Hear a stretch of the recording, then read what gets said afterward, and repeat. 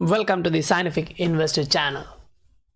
Today we can see that most of the cryptocurrencies are kind of not moving that much to the positive side, whereas within the top 10 we can see that EOS managed to reach around 6% in positive territory and Bitcoin SV 9.3%. So that's actually good for those who are holding that.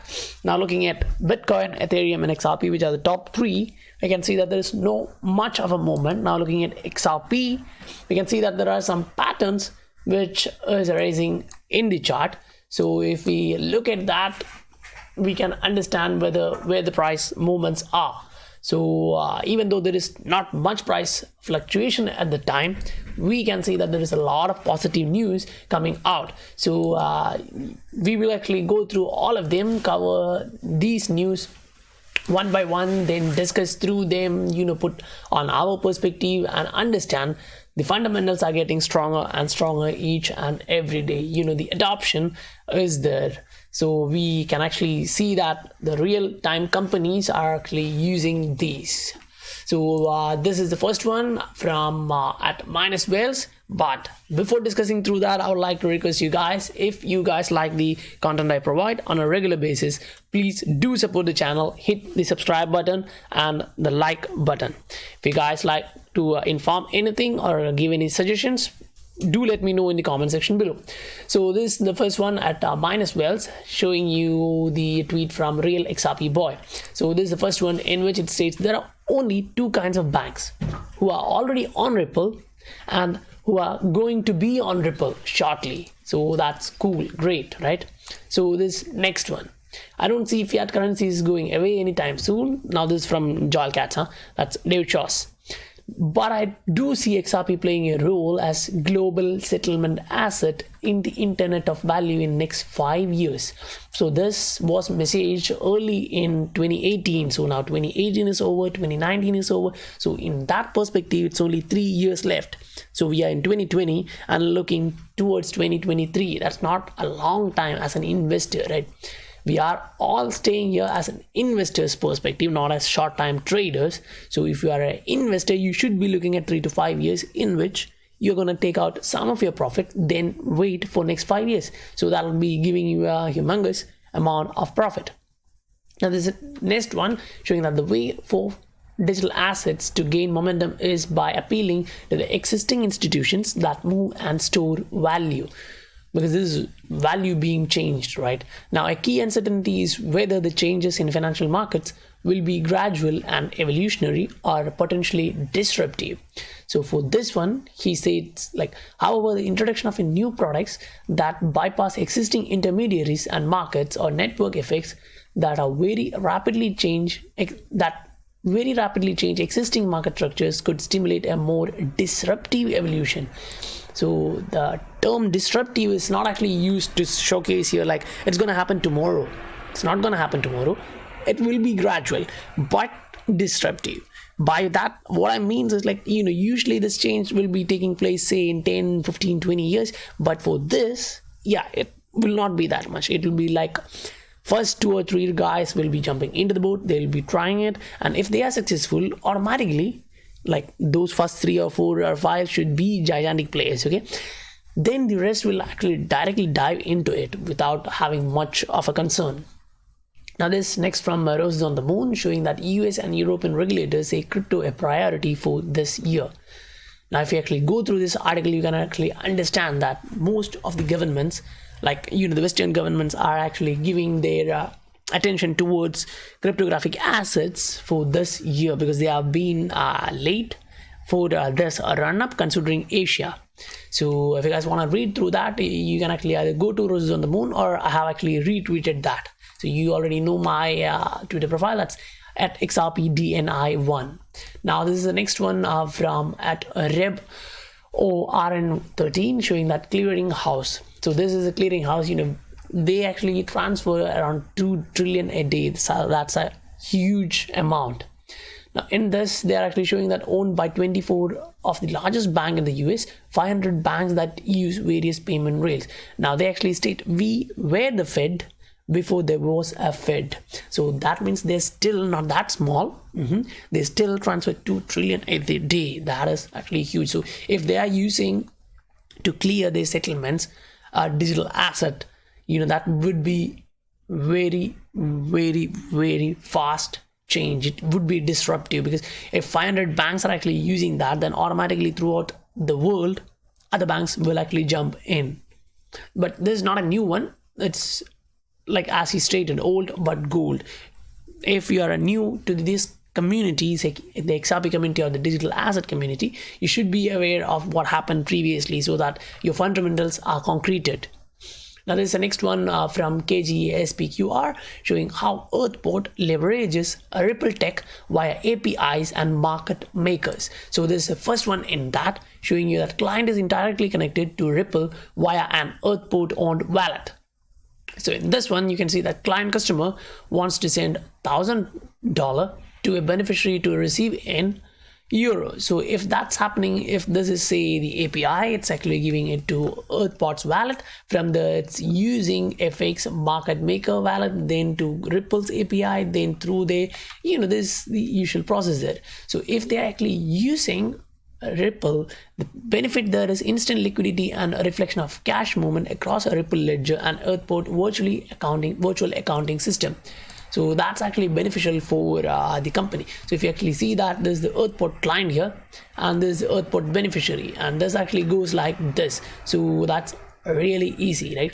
You can see if it's other distributed ledger network, it'll be like euro, then it's going to the order book, quotation, auction, changing, and then buying and selling the euro to dollar or dollar to euro, whatever it is, and then moving towards the beneficiary. Whereas if it's Ripple, what you can see is it happens in seconds, because if you're doing that with on-demand liquidity, then yes, that's super fast.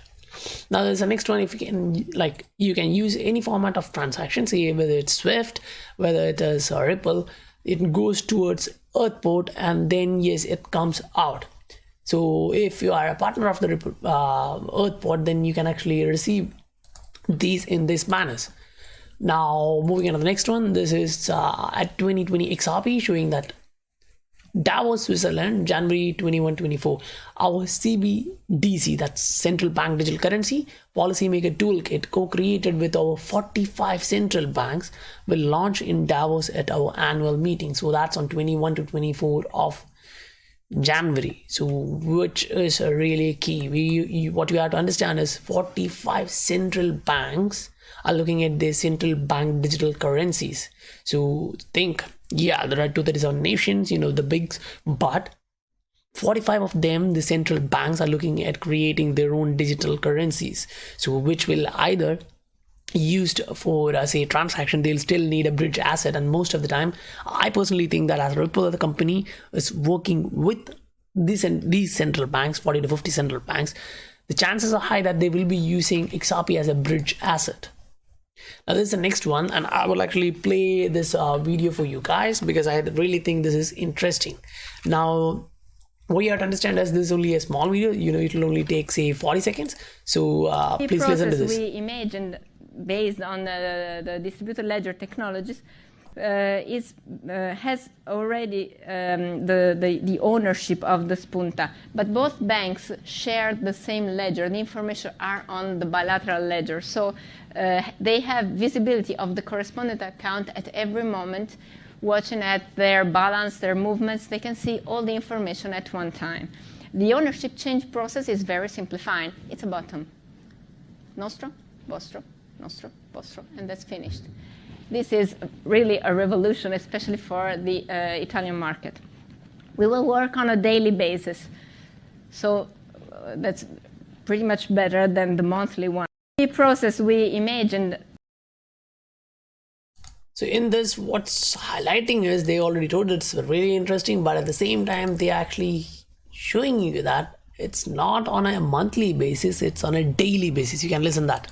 Pretty much better than the monthly one. The process we pretty much better than the monthly one. So this happens on a daily basis when banks are using Ripple. So that's really highlight. So that's playing again. So just to highlight that point. Pretty much better than the monthly one. The process we imagined.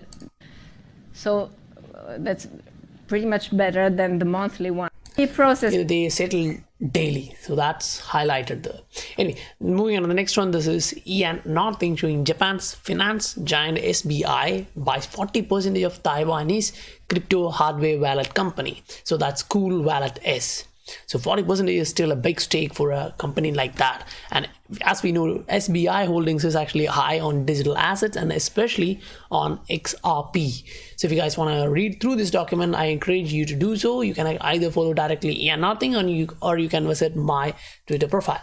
Now this is the next one from Jack the Rippler. He actually shows boom. Anyway, this is more adoption, so I think it's okay.